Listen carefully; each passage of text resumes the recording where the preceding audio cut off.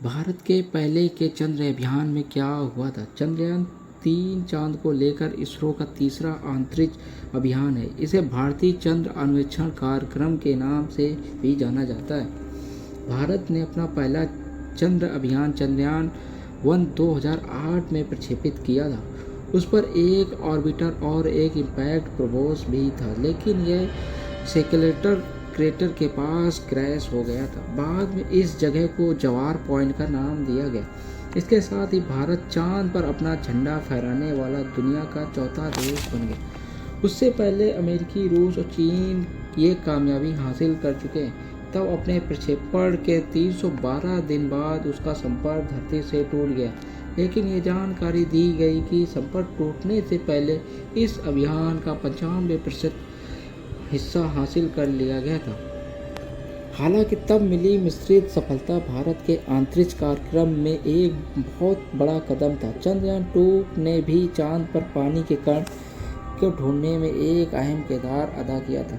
10 साल के बाद 22 जुलाई 2019 को चंद्रयान-2 विक्रम लैंडर अभियान रोवर के साथ प्रक्षेपित किया गया था, लेकिन 6 सितंबर 2019 को जब इसने चांद की सतह पर सॉफ्ट लैंडिंग की कोशिश की तो विक्रम लैंडर से संपर्क टूट गया। 3 महीने बाद नासा के उपग्रह ने इसके मलबे का ढूंढा और इसकी तस्वीर जारी की। विक्रम लैंड भले ही असफल रहा, लेकिन ऑर्बिट चंद्रमा और उसके वातावरण के बारे में महत्वपूर्ण जानकारियां इकट्ठा करता रहा। और अब भारत अपना चंद्रयान-3 लॉन्च अभियान करने जा रहा है। चंद्रयान-3 इतना महत्वपूर्ण क्यों? चंद्रयान-3 का अभियान न केवल भारत के लिए बल्कि दुनिया के वैज्ञानिक समुदाय के लिए महत्वपूर्ण है। लैंडर की चांद की उस सतह पर जाएगा जिसके बारे में अब तक कोई जानकारी मौजूद नहीं है। लिहाजा इस अभियान से हमारी धरती के एकमात्र प्रकृत उपग्रह चांद के विषय में जानकारी और बढ़ेगी, जिससे न केवल चांद के बारे में बल्कि अन्य ग्रहों के विषय में भी भविष्य के अंतरिक्ष अनुसंधान की क्षमता विकसित होगा। चंद्रयान-3 का उद्देश्य क्या है? चंद्रयान-3 का कुल बजट 615 करोड़ बताया गया है। चंद्रयान-2 की तरह चंद्रयान-3 के पास भी एक लैंडर और एक रोवर होगा। जैसे कि यह चंद्र की सतह पर पहुंचेगा, लैंडर और रोवर अगले एक लूनर डे या चंद्र दिवस पानी धरती के 14 दिनों के समान समय के लिए सक्रिय हो जाएंगे। इसरो ने सितंबर 2019 में चंद्रयान-2 को चांद पर उतारने का प्रयास किया था, लेकिन तब उसका विक्रम लैंडर क्षतिग्रस्त हो गया था।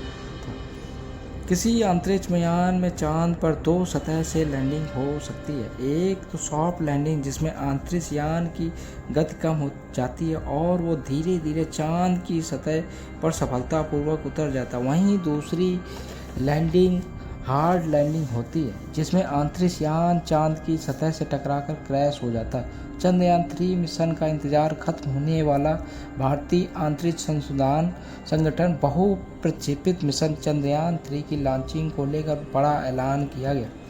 13 जुलाई 2023 को आंध्र प्रदेश के सतीश धवन अंतरिक्ष केंद्र श्रीहरिकोटा से दोपहर 2:30 पर चंद्रयान-3 को लॉन्च किया जा सकता है। यदि चंद्रयान-3 की लॉन्चिंग सफल रहती है तो भारत विश्व का चौथा देश बन जाएगा।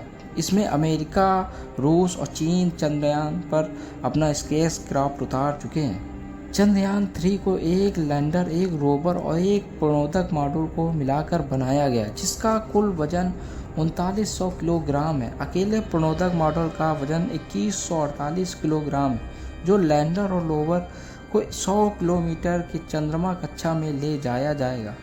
लैंडर मॉड्यूल और लैंडर के कंप्लीट कॉन्फ़िगरेशन को बताता है कि रोवर का वजन 26 किलोग्राम है।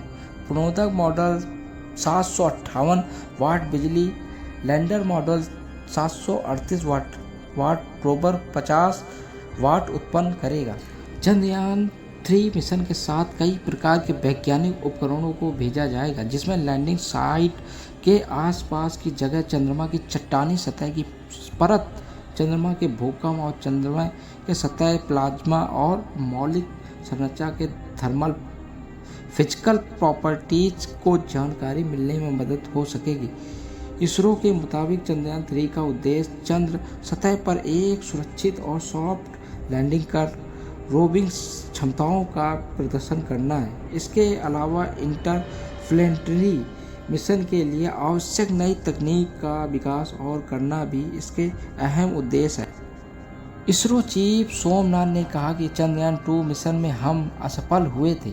जरूरी नहीं कि हर बार हम सफल ही हों, लेकिन बड़ी बात